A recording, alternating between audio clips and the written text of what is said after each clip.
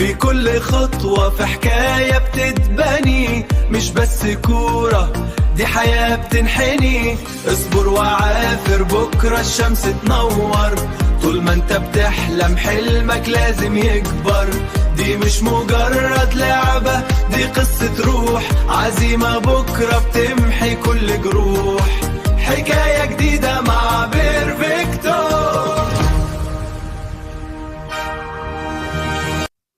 يا هلا يا هلا، اهلا بيكم في حكايه جديده مع بيرفكتو. الحقيقه وانا بدور بقول ايه اللي المفروض ابتدي بيه اول فيديو او رحلتنا كده مع السلسله الجميله دي.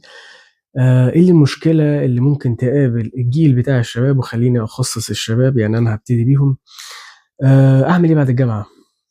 بمعنى انا المفروض ابتدي فاني كارير، المفروض ابتدي في ده ولا في ده، ولا المفروض اروح مع صاحبي اللي سافر، ولا ابتدي اخد كورس، ولا اطور اللغه، ولا اعمل ايه بالظبط؟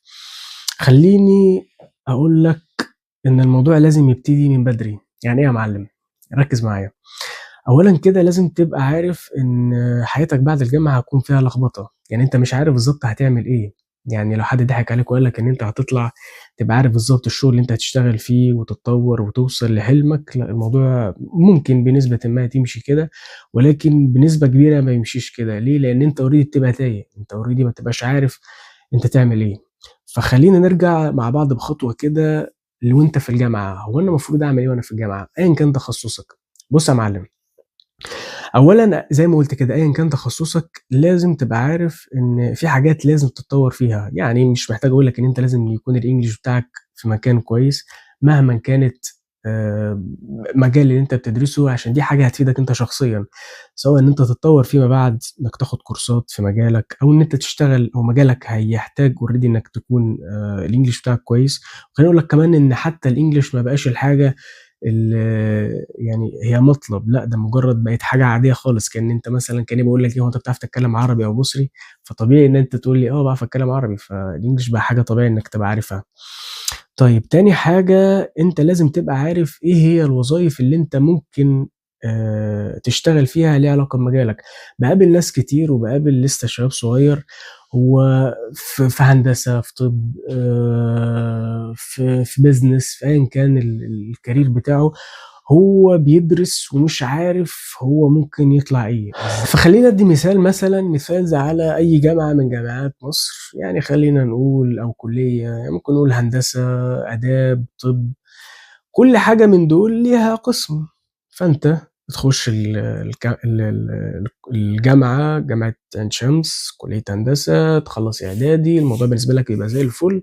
فجاه بتخلص اعدادي بعد ما جبت مجموع فيه كويس، فابتدي تشوف ايه الاقسام المتاحه لك، كل متاح لك، وتبقى قاعد خايف يا ترى انا اخش مدني ولا اخش كهرباء ولا اخش معماري ولا اخش ايه بالظبط. وتبتدي تقول انا خايف ادخل حاجه فما هي ما تناسبنيش. بص يا معلم، الموضوع ما بيمشيش كده. خليني اقول لك بس للاسف مشكله عندنا احنا كمصريين، ما عندناش ثقافه البحث. يعني احنا مش عارفين ندور، احنا بنخش الحاجه اعتمادا على فلان قال لي انها حلوه. طب يا ترى فلان اللي قال لك انها حلوه دي هتناسبك ولا لا؟ لازم تبقى عارف. طب يا عم انا اعمل ايه؟ اقول لك تعمل ايه. اولا كده انت هتبذل مجهود. طيب المجهود اللي انت هتبذله ده مش بشرط، وخليني قبل ما ابتدي اقول لك على الخطوات، هو مش شرط ان هو يدلك على الطريق الصح، بس هو هيقودك ل 80% او 90% الاختيار اللي هيريحك. يعني ايه يا عم انت بتتكلم كلام كبير قوي؟ خليني افهمك. اولا اول حاجه لازم تعملها انك تقرا عن كل مجال. بمعنى خلينا نتكلم مثلا عن هندسه، تقرا عن مدني، تقرا عن معماري، تقرا. يعني انت هتدرس ايه المواد اللي انت هتدرسها. طب تاني حاجه، تبتدي تشوف ايه هي الوظائف في كل مجال.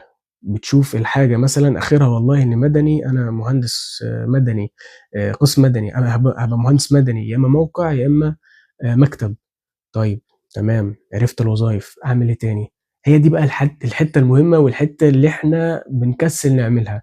انت لازم يا معلم تعرف كل وظيفه من دول بالظبط هو بيعمل ايه. يعني مش بقول لك يعني تروح تقف مع مهندس مدني او تروح تقف مع مهندس موقع وتروح مع كل قسم تعمل كده تشوف الوظيفه وتشوف لا، انا بقول لك ان انت تبتدي تبحث وتشوف، وتبتدي اسال حتى ناس، هو انت بتعمل ايه؟ يعني عرفت مثلًا عمك مهندس مدني، خالك، صاحبك الكبير اللي دخل المجال ده هو أنت بقى بتعمل إيه بالضبط؟ طب أنت ما تعرفش حد، النت ما خلاش حاجة يا معلم، هيبتدي أي مثلًا موقع ذكاء اصطناعي ChatGPT أيًا كان الموقع اللي هتستخدمه هيقول لك بالضبط الresponsibilities أو المسؤوليات بتاعة الشخص ده.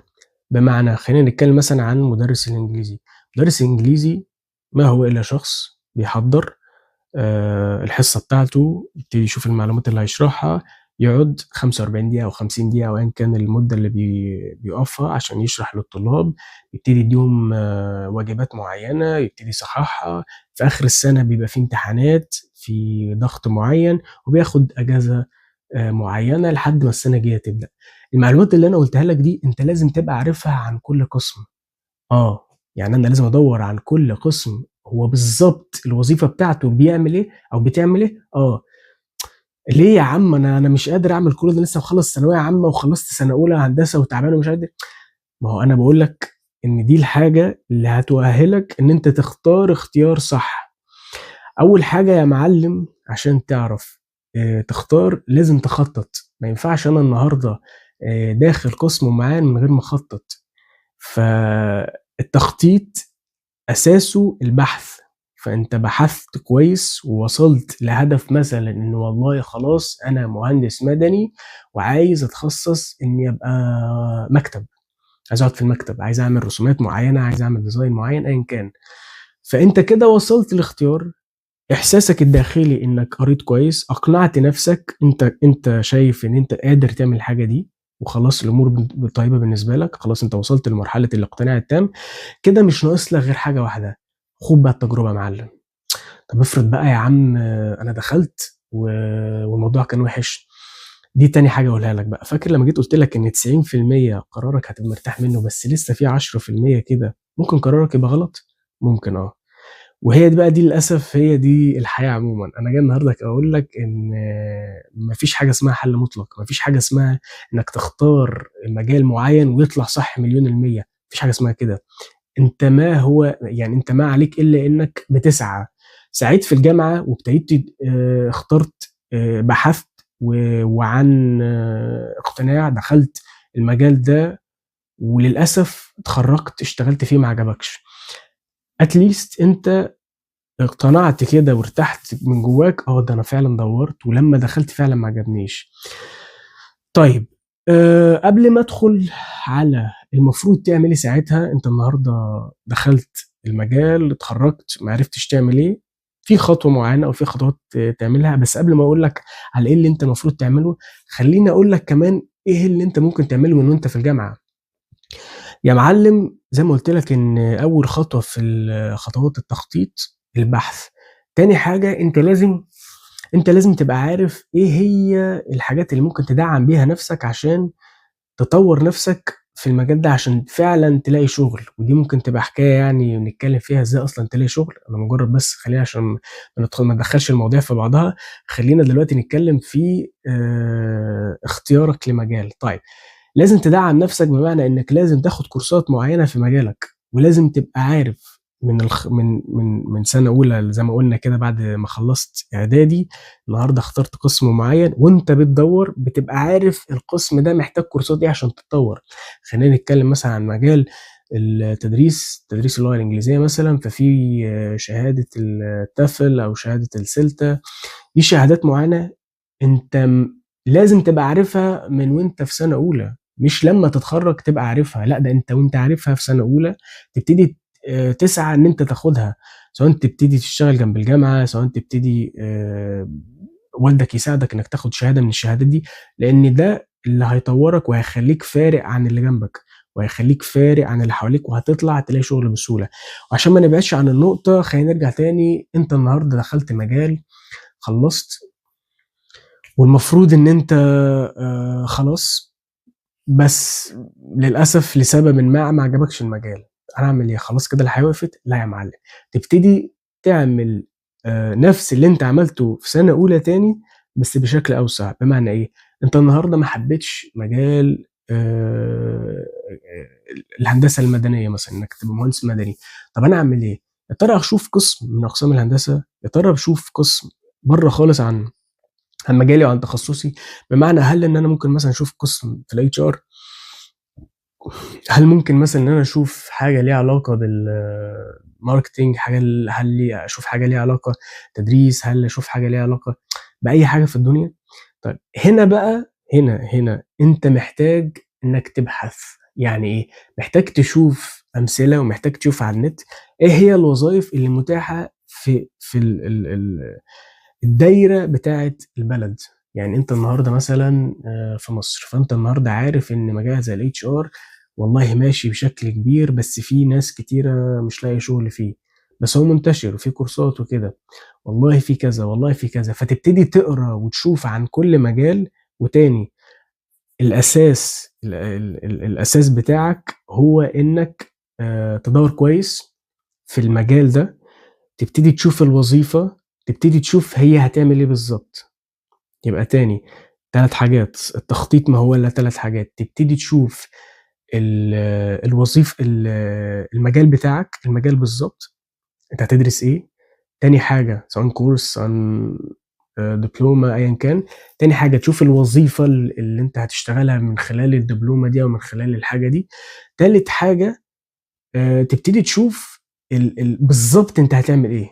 يعني بالظبط الوظيفة دي بقى هي الريكويرمنتس او هي الريسبونسابيلتيز بتاعة الوظيفة دي، وتبتدي تشوف على نفسك هل انا هقدر اعمل الحاجة دي. بمعنى انت النهاردة مثلا دخلت مهنة زي كنت مهندس مدني موقع، فتعبت جدا والمجهود البدني بالنسبه لك كان وحش، فتبتدي الافق بتاعك تروح لحته، تفكيرك يروح لحته معينه، ان عايز حاجه فيها راحه بالنسبه لحاجه يعني جسديا، ان انا ابقى مرتاح، ابقى قاعد، ابقى بعمل حاجات بسيطه جسديا. فيبتدي الافاق بتاعتك، البحث بتاعك دايرته تقل وتروح لحته معينه.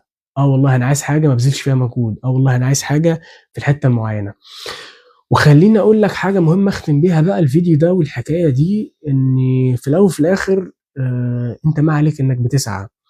انت النهارده سواء وصلت بعد اول مره بعد الجامعه، سواء وصلت تاني مره بعد 3 4 سنين، بعد 5 سنين، بعد 6 سنين، انت ما عليك الا انك بتسعى. ودي اصلا يعني حكايه انا عايز اتكلم فيها برضو، انك ازاي ما تيأس. فخليني اقول لك ان في الاول وفي الاخر الحاجه اللي انت بتسعى فيها دي انت مش هتشوف نتيجتها الا لما ربنا سبحانه وتعالى يأذن لك بانك تشوف النتيجه الكويسه. فانت يا معلم ما عندكش غير ان انت تسعى. انت جاي عشان تسعى، وجاي عشان تحاول، وجاي عشان تحفر في الصخر. انت ما عندكش حل غير انك تسعى. يعني مش هقعد اقول لك بقى امثله وفي ناس كتيره عملت وسوت وبتاع، انت اوريدي سمعت وشفت. ممكن يكون حد من اهلك عمل ده وتعب لحد ما وصل، بس ما تتصدمش بالواقع ان انت مثلا اول مره انك تفشل والموضوع بالنسبه لك يبوظ. يعني اللي قدامك ده دخل في كذا مجال. يعني خليني مره برضه بعمل فيديو بالظبط انا دخلت في كام مجال، بس اختصارا لحد النهارده انا يعني داخل برضه في مجال جديد. ولكن انا شايف ان في الاول وفي الاخر طول ما انت عايش وربنا سبحانه وتعالى مديك هبه ان انت بتتنفس، انت جاي الدنيا دي عشان تسعى وتحاول وتقول لا انا تمام، لا انا هكمل، لا انا هدوس. يعني مفيش مشكله انك تزعل وتتضايق، بس في الاول وفي الاخر انت لازم تسعى. مش عايز اخرج بره الفيديو قوي، خليني بقى في اخر الفيديو تاني عشان الموضوع يبقى منسق كده، عشان حابب يعني ان انا اقوله لك الواحد ما تكونش تهت مني. يعني 3 حاجات لازم تعملهم. اول حاجه لازم يعني تبحث عن اساس كويس للتخصص بتاعك او التخصص اللي انت عايز تدرسه في اي كان سنك ايا كان الوقت. تاني حاجه تشوف ايه هي الوظيفه المترتبه عليه، انا هشتغل ايه، انا هعمل ايه. تالت حاجه تعرف الوظيفه دي بقى ايه هي المسؤوليات بتاعتها. والله في 1 2 3 انا هعمل بالظبط 1 2 3، انا ممكن اشتغل 10 ساعات، انا ممكن ما اروحش. وبعدين تشوف هل بقى انا اقدر اعمل الحاجه دي، هل انا حابب الحاجه دي ولا لا. في نهاية الفيديو حابب تقول لي بقى ايه رأيك في أول حكاية. ولو عجبك الفيديو تعمل لايك وكومنت وشير، وقول لي يا ترى ممكن اتكلم عن ايه في الحكايه الجديده ان شاء الله. وزي ما قلت لك ان شاء الله كل اسبوع هيبقى في حكايه ومشكله ما ليها علاقه بسن معين هنتكلم عنها. الحكايه اللي هلاقيها بتتردد او المشكله اللي هلاقيها بتتردد كتير في الكومنتس هبتدي اقرا عنها كتير وابتدي اشوف ليها حلول وابتدي اتكلم عنها ان شاء الله في الفيديو اللي جاي.